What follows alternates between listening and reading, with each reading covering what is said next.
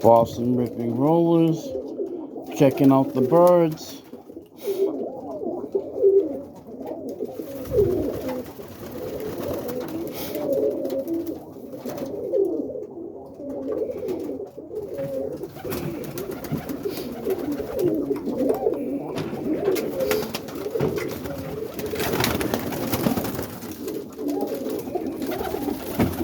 Got that black bald head there, does 40, 50 feet, and he doesn't hit. He stops before he hits. He's a good bird. I haven't flown him in the kit, but I did fly him, and he did not hit. So I'm using him as one of my breeders for next year. All these cockbirds in here do spin. It's just I gotta put them to the right hand, you know? That's the thing I gotta do. I mean, all these birds do like 20 to 25 feet, and then some of them are really deep, 40 to 50 feet. Like that brown spread, I flew him. He does 40 to 50 feet too. And this bird that's flying right there, the tort there, does 25, 30 feet. But I don't know if they're kit sensitive, if they'd be good in the kit. I just know that they're good rollers in here. And this lace does 20, 25 feet. Good bird. I got his son right here. Does 25, 30 feet. I'm gonna use him as a breeder for next year. I gotta cut back though on some of these birds. My coop's not that big, and I got a lot more cocks than I need. So it's just hard to figure out what birds I want to keep and what birds I don't want to keep, you know? I mean, it's hard. But I gotta get, I have to get more solid on what I'm gonna do here. You know, my lavenders, I never flew that lavender, but it produced good spinners. And I used some of the birds for breeding last year. But I do gotta cut back. But I got the hawk here that makes it hard because you know, the breeders I got, the hawk hits me so bad over here that it's kind of hard to figure out who I'm going to get rid of and who I'm not because of the hawk.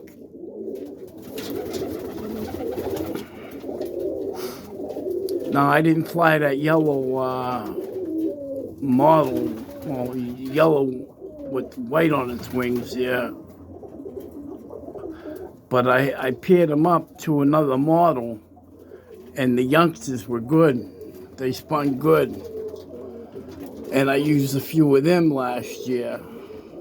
I used almost all the youngsters last year from my yellow family. You know, my solid yellow right there. I made him to a solid yellow. And I got some good spinning birds. It's just so hard to figure out what I'm not going to use and, you know. But I do got to be a little more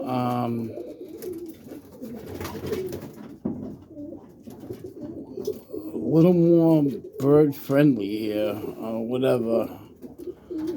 I got to figure this out because my coop ain't that big and I can't really hold this many birds. But the way they knock them out of the kit, the hawks, as soon as they come into the spin, they start spinning nice. That's the ones the hawk takes all the time on me. And I don't know how to straighten that out. I really don't. The birds that coming into the spin and start spinning really good, the hawk takes. I think the hawk thinks they're sick or something when they're spinning, and that's the one the falcons grab. The falcons always grab them up in the air, and they always grab the birds that are spinning in the kit, you know? So I never get a chance to see, you know, to get a good kit. I keep trying, though. I had the guys over here for the World Cup, and the hawk came right into the kit again and broke up the kit. Some of them just went way high in the air. I guess the 15 of them, 15, 16 birds, so I didn't get DQ'd, but they couldn't see them rolling because they were so high because of the hawk. So, I don't know. But I got some really beautiful birds here and really good spinners. I gotta figure it out. I really do.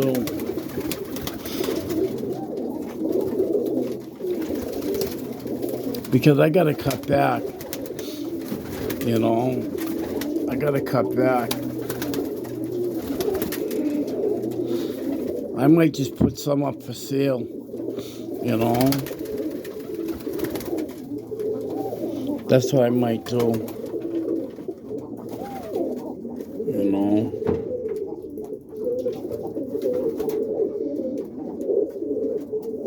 I got some kick-ass birds. It's just when I get my kit up and they start spinning, the hawk takes the ones that are spinning good. You know, right out of the kit. So I never get a chance. But I'm going to try it again this year. I got a lot of youngsters from last year. In this kit box here, I didn't even fly these birds. I'm making this video because we're going to get a snowstorm. We're going to get a couple feet. So I figured make a video today. These youngsters here didn't even go up in the air. I didn't even fly them last year. And this is a kit before. These are 2024s, some of them. And some of them are 2025s from last year's youngsters.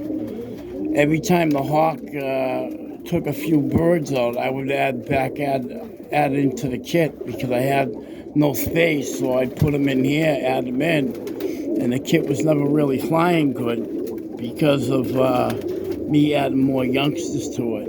Like that red model's a new youngster from last year. That lace type bird right there in front of the camera. The whites. I got a few birds in here though from 2024. I'd say maybe like 6, if that, 7. But I keep trying. Here's my hens. I got one youngster over there in the corner, if you can see, in that milk crate. That's my last youngster from last year. They had the baby. I didn't want to kill the baby, so I let them take care of it up until now. The father's feeding it good. It's always got a full crop. When he stops feeding it, I might have to bring it in the house for a little while till I get it to eat on its own. You know? I got some cocks in here with the hens still because I don't have room. I don't have room. They're young ones. That lab bald head right there is last year's bird, but it matured inside the coop here, and it's mating to one of the hens here. See him prancing around. He's made it to that white hen. She's got shit on her tail. I'm bummed out about that. I should have put the V perches in. I didn't do it last year. I was sick. But this spring, I'm hoping to make the V perches. Everybody's going to have V perches. I just got to make enough of them. I got some more work to do on the coop. I want to paint it white inside too. But I do got to cut back because it wouldn't be like this if I didn't have this many birds. You know? I do have to cut back. And these are all young birds. I didn't even get to fly. I like that black and white there. It's a pretty bird. I hope it spins. And then I got some yellows in here from my yellows that threw me a lot of good spinners last year. The models were good. The solids were good. I got two pairs. I got a pair of models and I got a pair of solids. And they were throwing me good birds. Like I said, I used them for breeders last year. But,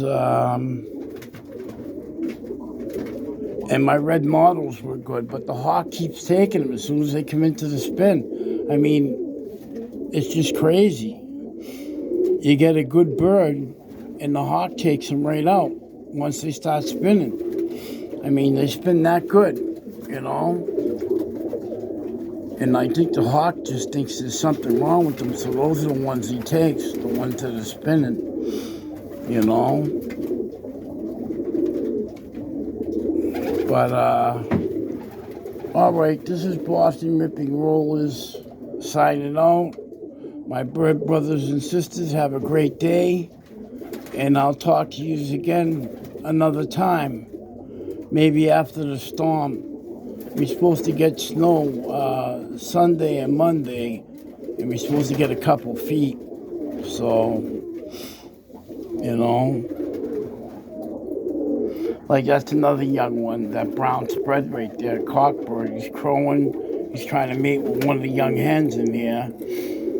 Like, I don't know. I hope I can break these birds in and fly them. I'm going to have to start really culling. I hate to do it to a good, healthy bird, you know, cull, but I got to do what I got to do.